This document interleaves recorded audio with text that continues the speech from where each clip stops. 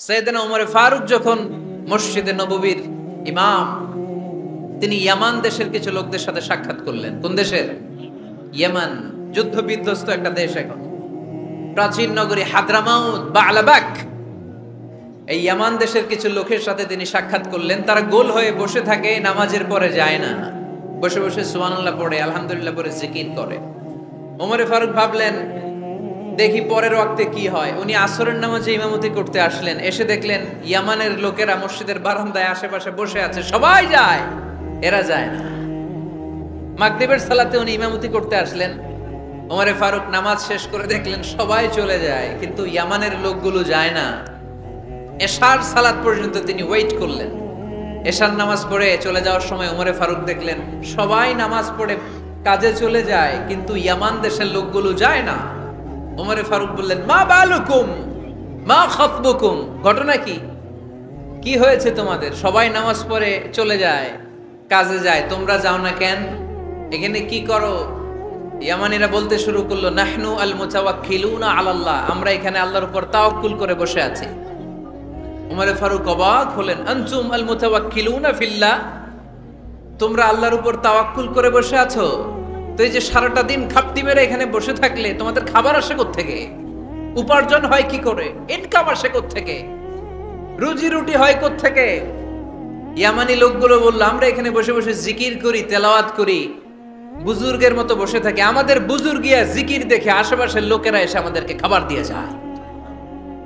ওমর ফারুক বললেন, সর্বনাশ, তাইলে তো তোমরা আল মুতাওয়াক্কিলুনা ফিল্লাহ নও, তোমরা হচ্ছে আল মুতাওয়াক্কিলুনা আলা বা'দিকুম বা'দা, একে অপরের উপর নির্ভরশীল। যারা প্লেটে করে খাবার নিয়ে আসে তোমরা তাদের উপর তাওয়াক্কুল করছো, কারণ তারা যদি প্লেট ভরে খাবার নিয়ে আসে তোমাদের পেটে কোনো দানা পানি পড়বে না। তোমরা আল্লাহর উপর মুতাওয়াক্কিলুনা আলাল্লাহ নও, তোমাদের সাধ্যের সবটুকু করার পরে তারপরে তোমরা তাওয়াক্কুল করবে। কি সুন্দর ইসলাম! এক সাহাবী বললেন, ইয়া রাসূলুল্লাহ, আমি ওটে চড়ে এসেছি, তো আপনি তো আমাদেরকে তাওয়াক্কুলের ওয়াজ করেছেন, আমি ওটের রশিটা গাছের মধ্যে না বেঁধে যদি শুয়ে থেকে আল্লাহর উপর তাওয়াক্কুল করি, ওটটা থাকবে না?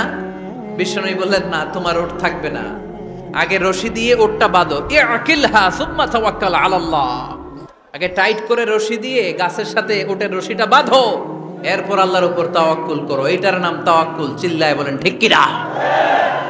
আপনার পার্টটা আপনার করতে হবে, আপনার যে রোল, এই রোলটা প্লে করতে হবে। আপনার সর্বোচ্চটুকু করার পরে আমরা তাওয়াক্কুল করি একজনের উপর। চিল্লায় বলেন তিনি কে? আল্লাহ। ওমর ফারুক বললেন, তোমরা মুতাওয়াক্কিলুনা আলাল্লাহ নাও, তোমরা বের হয়ে যাও, খবরদার এরপরে কোনোদিন তোমাদেরকে যেন এই মসজিদের মধ্যে খাপটি মেরে গোল হয়ে বসে থাকতে না দেখা যায়। কারণ ফাইদা কুদিয়াতিস সালাতু ফান্তাশিরু ফিল আরদ ওয়াবতাগু মিন ফাদলিল্লাহ, ইসলামের বিধান হচ্ছে যখন নামাজ শেষ মসজিদে বসে থাকা যাবে। চিল্লায় বলেন বসে থাকা যাবে? যাবে না, সর্বোচ্চটুকু করে তারপরে আপনাকে বের হয়ে যেতে হবে। প্রতিদিন সকালবেলা পাখির বাসা থেকে দেখবেন পাখিগুলো খালি পেটে বের হয়ে যায়। আপনাদের এই এলাকায় পাখির বাসা আছে? কি পাখির বাসা আছে? হ্যাঁ, সব পাখি আছে। তো সকালবেলা দেখবেন পাখির বাসা থেকে পাখিগুলো খালি পেটে বের হয়ে যায়। বিকেল বেলায় পাখিগুলোর ওদর পূর্তি করে, পেট ভর্তি করে আবার পাখির নিড়ে ফিরিয়ে দেয় কে? কারণ পাখিগুলো তাওয়াক্কুল করেছে কার উপর? পাখিগুলো তাওয়াক্কুল করে যদি পাখির নিড়েই বসে থাকতো, ওদের পেটে খাবার আসতো? কথা বলেন।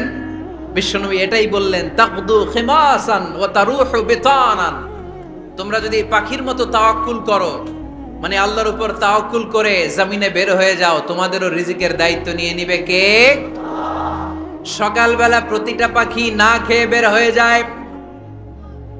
একটা পাখির পেটের ভেতরে কোনো দানা পানি নাই, কিন্তু আল্লাহর উপর তাওয়াক্কুল করে পাখিগুলো যখন বের হয়ে যায়, বিকেল বেলা পেট ভর্তি করে, ওদর ভর্তি করে আবার পাখির নিরে পাখিগুলোরে ফিরিয়ে দেয় কে? পাখিগুলোকে আমাদের মতো খাবার জমা করে রাখতে পারে? আমরা তো 7 দিনের বাজার একবারে করে ফ্রিজে রাখি। পাখিদের ফ্রিজ আছে না? আছে। আমাদের অতিরিক্ত টাকা হলে আমরা ব্যাংকে ব্যালেন্স করে রাখতে পারি, অ্যাকাউন্ট করে রাখতে পারি। পাখিরাও তো অ্যাকাউন্ট করে রাখে না? না, প্রতিদিন না খেয়ে বের হয়। কালকে ওই পাখিটা কি খাবে, কোন জায়গা থেকে তার রিজিকের ব্যবস্থা হবে, আল্লাহ ছাড়া কেউ জানে এটার নাম তাওয়াক্কুল। এটার নাম কি? আমাদের সাধ্যের, আমাদের ক্যাপাসিটি, আমাদের ক্যাপাবিলিটির সবটুকু করে আমরা তাওয়াক্কুল করি একজনের উপর। চিল্লায় বলেন তিনি কে? এজন্য ইসলাম আমাদেরকে শিখায়, সালাত যখন শেষ বের হয়ে যাও, কাজে নেমে পড়ো। কাজে কোনো লজ্জা নাই, পরিশ্রমে কোনো লজ্জা আছে? যিনি রিক্সা চালায় এতে তার কোনো লজ্জা আছে? দিনমজুর, কুলি, ঠেলা গাড়ি চালায়, ছোট্ট ব্যবসা করে, এতে কোনো লজ্জা আছে? লজ্জা নাই। খেয়াল রাখবেন, লজ্জা হচ্ছে অলসতায়। লজ্জা কিসে? বিষ্ণু ঈসা ইসলাম বলেছেন, মা আকালা আহাদুন তুআমান কাত্তু খায়রুম মিন আইয়াকুলা মিন আমালি ইয়াদি। নিজ হাতে উপার্জিত খাবারের চেয়ে, অর্থের চেয়ে শ্রেষ্ঠ খাবার পৃথিবীর কোন মানুষ কোনোদিন ভক্ষণ করে নাই। চিল্লায় কোন সুবহানাল্লাহ। শ্রেষ্ঠতম খাবার নিজ হাতে উপার্জিত খাবার। ঘাম জড়িয়ে যে অর্থ উপার্জন করা হয়, যে ইনকাম করা হয়, এটা হালাল। আর হালাল খেয়ে দোয়া করলে কবুল করে কে? এজন্য খেটে খাওয়া মানুষ, শ্রমজীবী মানুষ আর মেহনতি মানুষদেরকে বিশ্বনবী খুব ভালোবাসতেন। তারা বিশ্বনবীর বন্ধু আর বিশ্বনবী ছিল তাদের বন্ধু। সুবহানাল্লাহ পড়েন। এত ভালোবাসতেন বিশ্বনবী খেটে খাওয়ার মেহনতি মানুষদেরকে। সব সময় বিষ্ণু ইসলাম তাদের জন্য দোয়া করতেন। এজন্য যারা খেটে খায় তারা কপালওয়ালা, তারা মুস্তাজাবুদ দাওয়া। তারা কি? মুস্তাজাবুদ দাওয়া মানে এমন ব্যক্তি যে ব্যক্তি দোয়া করতে দেরি হয় কিন্তু দোয়া কবুল হতে দেরি হয় না। আপনারা এখানে ব্যবসা করেন কে কে? দেখি তো, হাত তুলেন তো। ব্যবসা, মাশাআল্লাহ, অনেক ব্যবসায়ী আছে তো দেখি। আচ্ছা, হাত নামান। চাকরি করেন কে কে? চাকরি, চাকরিও তো অনেক করে দেখি, হাত নামান। প্রবাসী, ছুটিতে দেশে আসছেন। হুজুর আমি আছি, কই? আপনি দেখতে আসছেন? মাশাআল্লাহ। কোন দেশে থাকেন? সৌদি আরব। আলহামদুলিল্লাহ। সৌদিতে ভাল লাগে নাকি সৌদি স্বপ্নের দেশ, খাটতে খাটতে জীবন শেষ? ইনশাআল্লাহ। আচ্ছা, ইউনিভার্সিটির স্টুডেন্ট আছো কারা কারা দেখি? মাশাআল্লাহ, হাত নামাও। ক্লাস 5 থেকে ইন্টারমিডিয়েট পর্যন্ত পড়াশোনা করতেছো অথবা দাখিল আলিম পর্যন্ত, কারা কারা দেখি? মাশাআল্লাহ, হাত নামাও, হাত নামাও। একবারও যারা হাত তোলেন না এবার তারা হাত তোলেন। আন্নেরা কি করেন? হ্যাঁ, বেকার।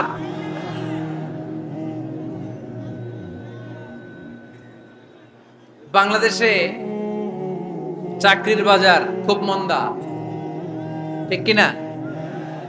বাংলাদেশ ইন্ডিয়াতে চাকরি পেতে অনেক কষ্ট। সামান্য একটা পদের জন্য যেখানে চেয়েছে ক্লাস 8 পাস, এখানে ডবল মাস্টার ডিগ্রি অ্যাপ্লাই করছে কয়েক লক্ষ। এজন্য আমাদেরকে উদ্যোক্তা হতে হবে। You have to be the entrepreneur. আমাদের উদ্যোক্তা দরকার, বেশি বেশি নতুন নতুন উদ্যোক্তা। নিজেই এমন আইডিয়া নিয়ে আসবে যে আইডিয়া বিক্রি করে দুর্দান্ত আইডিয়া দিয়ে তুমি পুরো দেশ কাঁপিয়ে দিতে পারো। পারা যাবে না লক্ষ্মীপুরের ছেলেরা? আইডিয়ার অনেক দাম। You have to generate new ideas. নতুন নতুন আইডিয়া এনে মানুষ গোটা বিশ্বকে তাক লাগিয়ে দিচ্ছে। এই যে গত কয়েক বছর আগে কারের একটা রাইড চালু হয়েছে, নাম হয়েছে উবার। কি নাম? ঢাকায় যারা চলাফেরা করেন তারা হয়তো চড়েছেন। উবারের নাম শুনছেন না? এই উবার কোম্পানি কি করে জানেন? নিজেদের ব্যবসা নাই, পুঁজি নাই, পাত্তি নাই, অফিস নাই, কিচ্ছু নাই, কোটি কোটি টাকা হাতায় নিচ্ছে। Just idea, just they are generating new ideas. নতুন নতুন আইডিয়া দিয়ে গোটা বিশ্ব কাঁপিয়ে নিয়েছে একটা মোবাইল অ্যাপসের মাধ্যমে। কিসের মাধ্যমে? Mobile apps. একটা কোম্পানি খুলেছে, গোটা বিশ্বের সব প্রাইভেট কারওয়ালারা ওইখানে রেজিস্ট্রেশন করে আপনি মোবাইলে কোথায় যাবেন, কোত্থেকে যাবেন লিখবেন, গাড়ি আপনার বাড়ির সামনে এসে হাজির। তার একটা পার্সেন্টেজ ওই উবার কোম্পানি পায়। ইউনাইটেড স্টেটস অফ আমেরিকার একটা স্টেট আছে সান ফ্রান্সিসকো, ওইখান থেকে শুরু করছে। 775টা সিটিতে ওদের অপারেশন আছে। বাংলাদেশে ঢাকাতেও আছে। আমি মালয়েশিয়াতে থাকি, ওখানেও আছে, ওখানেও আমরা চড়ি। প্রায় 63টা দেশে ওদের কাজ বাজ আছে। গত বছরে 2018 সালে ওদের প্রফিট ছিল, রেভিনিউ ছিল 11.27 billion US dollar, 11.27 US billion dollar. Just they are selling their ideas, নতুন নতুন আইডিয়া দিয়ে গোটা বিশ্ব কাঁপাচ্ছে। এই উবার যখন চালু হলো, আমি তখন মালয়েশিয়ায়, শুনলাম বাংলাদেশে নতুন আর একটা বাইর হইছে, পাঠাও। কি নাম?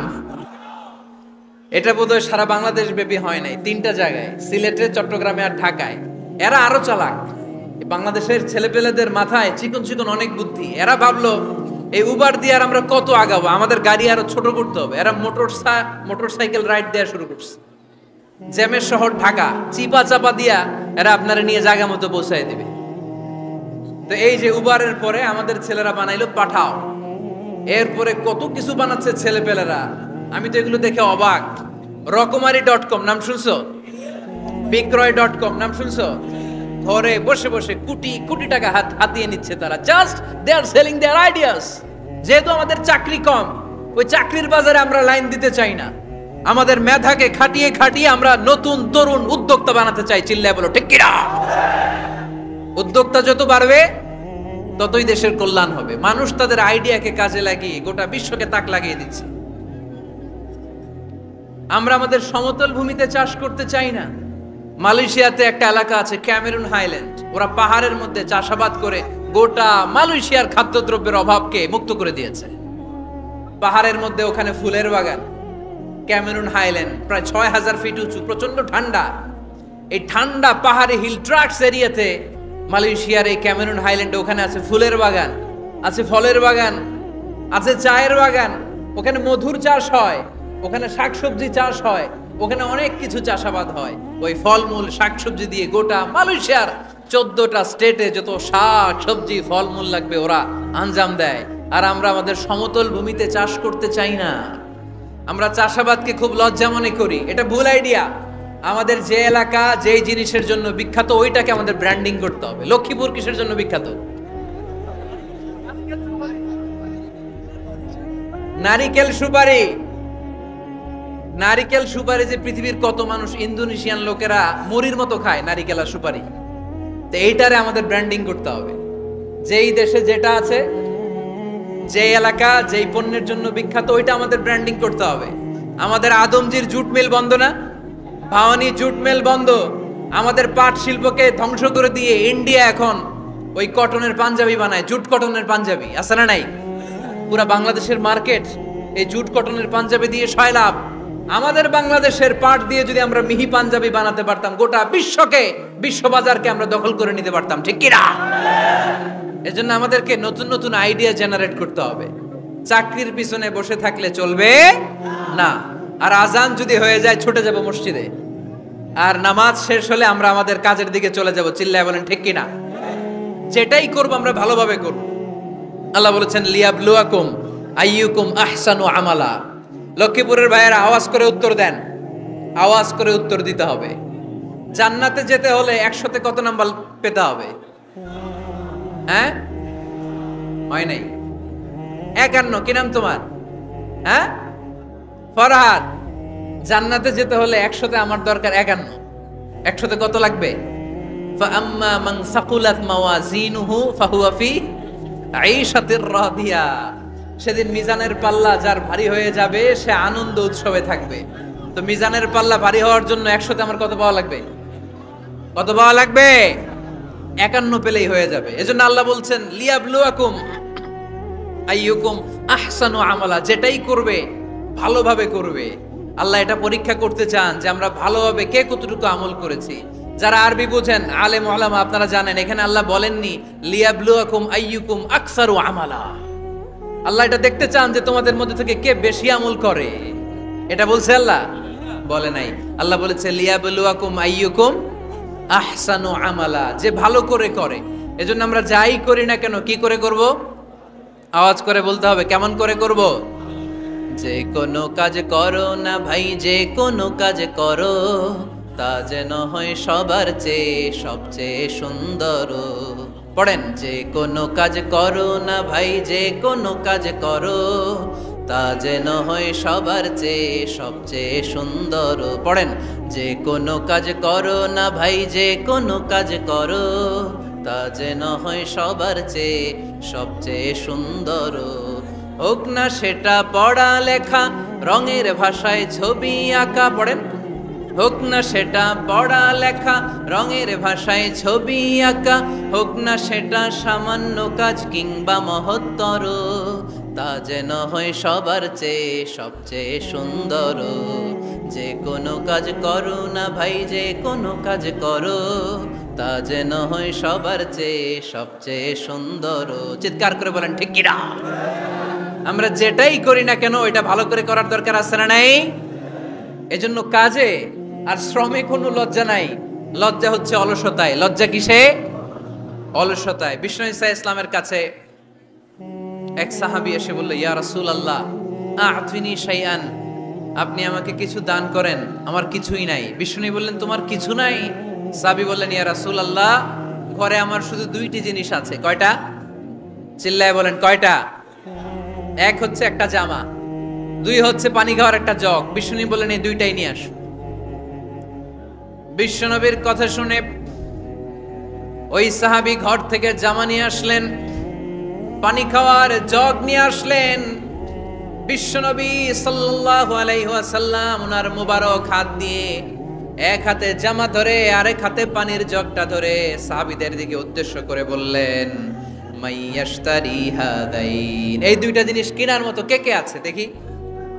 কয়েকজন হাত তুললো। বিশ্বনবী বললেন, কত দিয়ে কিনবা? এক সাহাবী বলে, ইন্নী আশতারিহিমা বিদিরহাম, ও নবী যদিও এগুলো আমার দরকার নাই, কিন্তু আপনি যেহেতু নিলামে ডাক তুলেছেন, ইয়া রাসূলুল্লাহ ইয়া হাবিবাল্লাহ, আপনার সম্মানে আমি 1 দিরহাম দিয়ে দুইটা জিনিস কিনে নেব। 1 দিরহাম, একটা জামা, একটা পানি খাওয়ার জগ, দাম কত?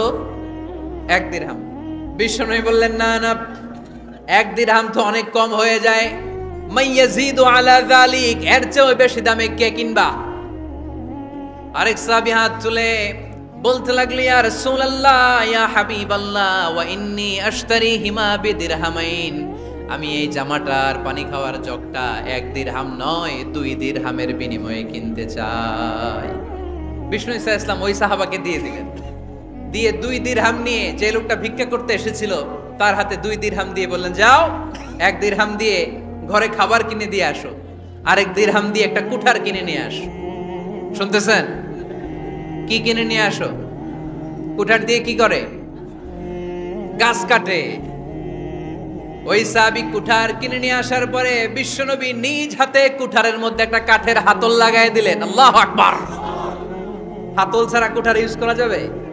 বিশ্বনবী নিজ হাতে ওই কুঠারের ভেতরে একটা হাতল লাগাই দিলেন আর বললেন, লা উরিদু আন আরাকা 15 আইয়াম, এই কুঠার নিয়ে জঙ্গলে যাও, গায়ে অনেক শক্তি আছে, কাঠ কাটো, এই কাঠ কেটে বাজারে বিক্রি করো, সামনের 15 দিন যেন আমি আমার চোখের সামনে তোমার না দেখি। বিশ্বনবীর পরামর্শ অনুযায়ী কুঠার নিয়ে ওই সাহাবী জঙ্গলে চলে গেলেন। কাঠ কেটে বাজারে বিক্রি করতে করতে 15 দিন পরে 10 দিরহাম নিয়ে বিশ্বনবীর দরবারে হাজির হয়ে গেলেন। 10 দিরহাম নিয়ে বিশ্বনবীর কাছে হাজির হয়ে গেলেন। সাহাবী এসে বলল, ইয়া রাসূলুল্লাহ এখন আর আমার ভিক্ষা করা লাগে না, আমার গায়ে অনেক শক্তি আল্লাহ দিয়েছে, আই এম ভেরি এনার্জেটিক, আপনার দেয়া বরকতের কুঠার দিয়ে আমি কাঠ কেটে কেটে স্বাবলম্বী হতে শুরু করেছি। সুবহানাল্লাহ পড়েন।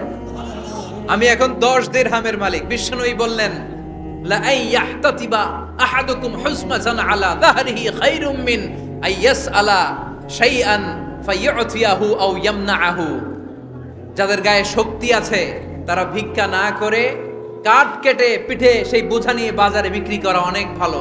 কারণ কারো কাছে যদি তুমি হাত পাতো সে দিতেও পারে, নাও দিতে পারে, আর কষ্ট করলে কষ্ট কোনোদিন বৃথা যায় না। চিল্লায় বলেন ঠিক কিনা? বিষ্ণু ঈসা ইসলামের অনুপ্রেরণায় এই সাহাবা অল্প কিছুদিনের ব্যবধানে স্বাবলম্বী হয়ে গেলেন। What is the moral of the story? বিশ্বনবীর এই প্রফেটিক স্টোরি থেকে আমাদের কি শিক্ষা? লেসন নাম্বার 1, বিশ্বনবী চাইলেই ওই 2 দিরহাম দিয়ে বলতে পারতো, যাও খাবার দাবার কিনে ফ্যামিলিতে দিয়ে আসো। সে ওই 2 দিরহাম নিয়ে খাবার দাবার কিনে ফ্যামিলিকে খাইয়ে রাত্রে আবার ভিক্ষায় নামতো। কথা কন, রাত্রে কি করতো? ভিক্ষায় নামতো। বিষ্ণু ঈসা ইসলাম তাকে কাজ করে খাওয়ার জন্য উৎসাহ দিলেন। পাশাপাশি বিষ্ণু ঈসা ইসলাম পার্মানেন্ট সলিউশন দিলেন। এজন্য পার্মানেন্ট সলিউশনের ব্যবস্থা করতে হবে। অনেকে আমরা যাকাত দেই, যাকাতের শাড়ি দেই, যাকাতের লুঙ্গি দেই, আছে না নাই? লক্ষ্মীপুরে এরকম দেয় নাকি? কি দেয়? হ্যাঁ, গাড়ি, গাড়ি দেয়, শাড়ি না। জাকাতের শাড়ি, জাকাতের লুঙ্গি বলতে কোনো কথা ইসলামে নাই। এগুলো খুব কম দামি শাড়ি, যাদেরকে এগুলো দেয়া হয় তাদেরকে অপমান করা হয়, ঠিক কিনা? আল্লাহ বলেছেন ওয়ালাকাদ কাররামনা বানি আদম, I have dignified the status of the sons of Adam. আমি আদমের সব সন্তানদেরকে সম্মানিত করেছি। সুবহানাল্লাহ পড়েন। আপনাদের যে সম্মানিত কেউ আছে? মানুষের যে সম্মানিত গোটা বিশ্বে আর কোনো মাখলুকাত আছে? নাই। এজন্য জাকাতের শাড়ি দেয়া যাবে না, জাকাতের লুঙ্গি দেয়া যাবে না। জাকাতের শাড়ি আপনারা দেখছেন? এটারে একবার ধোয়ার পরে দ্বিতীয়বার পরা যায় না। মশারি কি পাতলা, এর চেয়েও পাতলা। এই জন্য জাকাতের শাড়ি, জাকাতের লুঙ্গি বলতে ইসলামে কোনো পরিভাষা নাই। আপনাকে স্বাবলম্বী করে দেওয়ার চেষ্টা করতে হবে।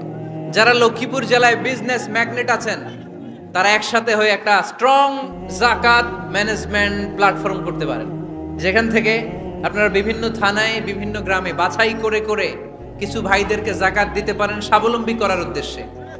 যেই ফ্যামিলিকে আছে, কি নাম এটার? পল্লী উন্নয়ন ক্লাব। মাশাআল্লাহ, জাকাত ফান্ড দিয়ে বিদেশে লোক পাঠায়। এর চেয়ে সুন্দর পদ্ধতিতে জাকাত বিতরণ আর হতে পারে?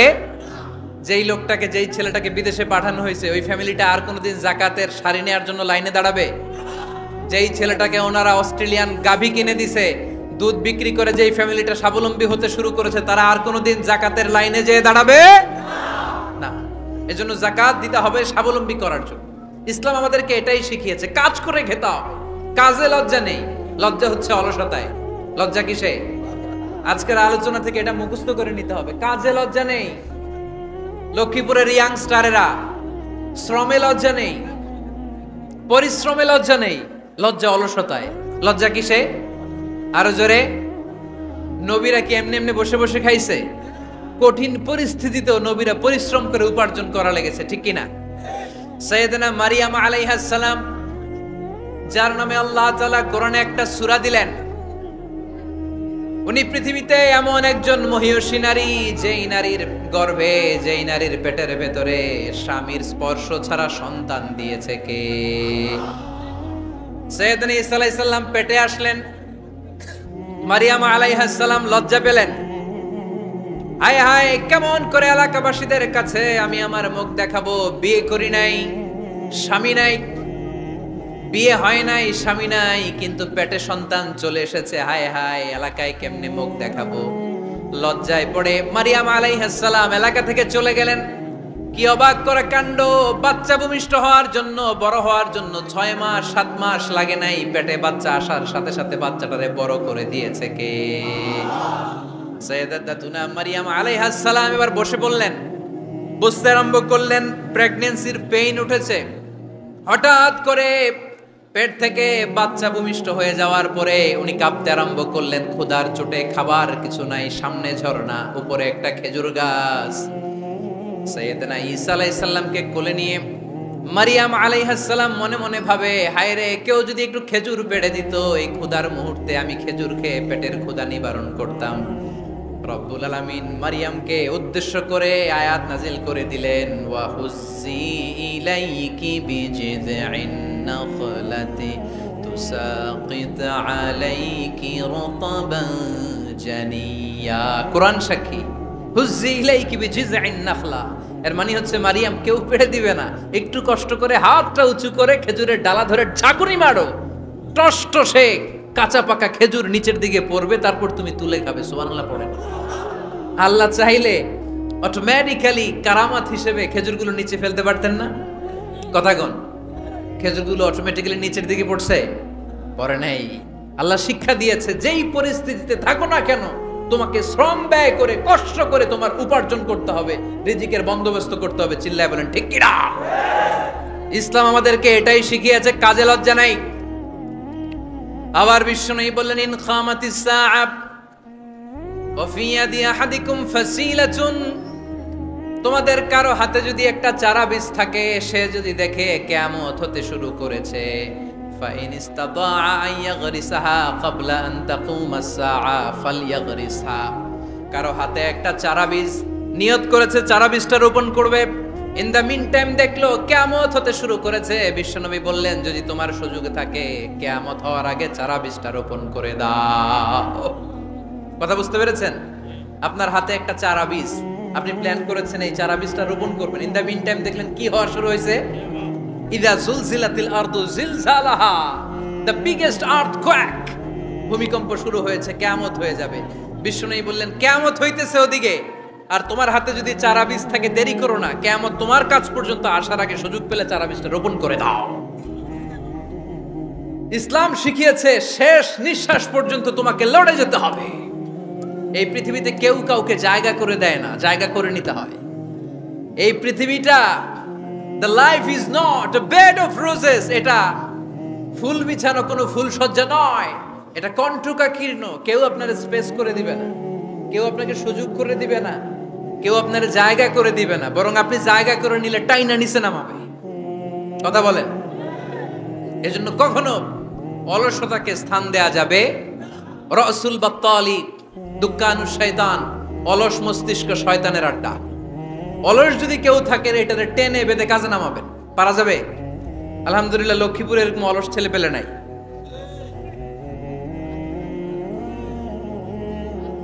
আছে?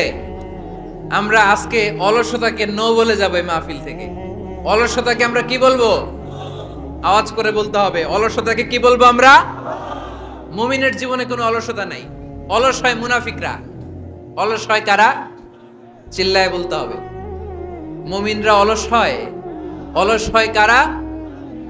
এজন্য কোরআনে আল্লাহ একথাও বলে দিলেন, ওয়াইদা কামু ইলাস সালাতি কামু কুসালা ইউরাউনান নাসা ওয়ালা ইয়াযকুরুনাল্লাহা ইল্লা কালিলা। সুবহানাল্লাহ পড়েন। মুনাফিকরা যখন মানুষকে দেখানোর জন্য নামাজে যায়, ওই নামাজে তাদের ইখলাস নাই, ওই নামাজের ভেতরে তাদের কোনো খুশু খুদু নাই, ওই নামাজের ভেতরে আছে শুধু অলসতা। ওই নামাজে কি আছে? কিন্তু আমরা যখন নামাজে যাই আমাদের অলসতা আছে? আমরা নামাজ পড়লে আমাদের হৃদয়টারে সজীব করে দেয় কে? আমরা উযু করলে আমাদের মনটাকে চাঙ্গা করে দেয় কে? আমরা মসজিদে ঢুকলে হৃদয়টাকে প্রাণবন্ত করে দেয় কে? মুমিন উযু করলে চাঙ্গা হয়।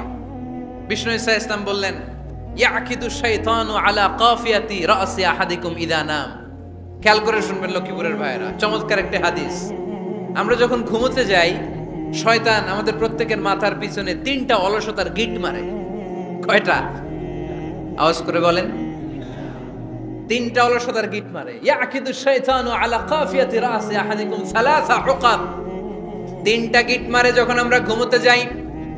অলসতার 3টা গিট মেরে আমাদের কানের সামনে এসে ফিসফিস করে মন্ত্র পড়তে থাকে, আলাইসা লাইলুন তাওয়িলুন ফারকুদ, আলাইসা লাইলুন তাওয়িলুন ফারকুদ। বিশাল লম্বা রাত, ঘুমাও, অনেক সময় আছে, ঘুমাও। রাত 5টা বেজে যাচ্ছে, তাহাজ্জুদের সময় শেষ হয়ে যাচ্ছে, তখনও শয়তান বলে রাত অনেক লম্বা, ঘুমাও। ফজরের সময় পার হয়ে যাচ্ছে, সূর্য উঠে যাচ্ছে, শয়তান বলে আলাইসা লাইলুন তাওয়িলুন ফারকুদ, এখনো অনেক সময় আছে, লম্বা লম্বা লম্বা চৌড়া রাত পড়ে আছে, তুমি ঘুমাও। বিশ্বনবী বললেন, ফাইন ইস্তাইকাযা ওয়া যাকারাল্লাহ ইনহাল্লাত উকদা। আমার উম্মতের কেউ যখন ঘুম থেকে জেগে ঘুম থেকে ওঠার দোয়া পড়া শুরু করে দেয়, অলসতার প্রথম গিটটা সাথে সাথে খুলে দেয় কে? আপনি ঘুম থেকে উঠেই যখন ঘুম থেকে ওঠার দোয়া পড়বেন, আপনার অলসতার প্রথম গিট খুলে দেয় কে? ঘুম থেকে ওঠার দোয়াটা কি? আলহামদুলিল্লাহিল্লাযী আহইয়ানা বা'দামা আমাতানা ওয়া ইলাইহিন নুশুর। প্রশংসা সে আল্লাহ, যে আল্লাহ আমাদেরকে লম্বা একটা ঘুম শেষে, মৃত্যু শেষে আমাদেরকে ঘুম থেকে উঠালেন। এই দোয়াটা পড়ার সাথে সাথে শয়তান যে 3টা গিট মারছে, ওই 3টার একটা খুলে দেয় কে? ফাইন তাওয়াদ্দা ইনহাল্লাত উকদা। ঘুম থেকে জেগে ঘুমের দোয়া পড়ার পরে যখন কেউ ওযু করে ফেলে,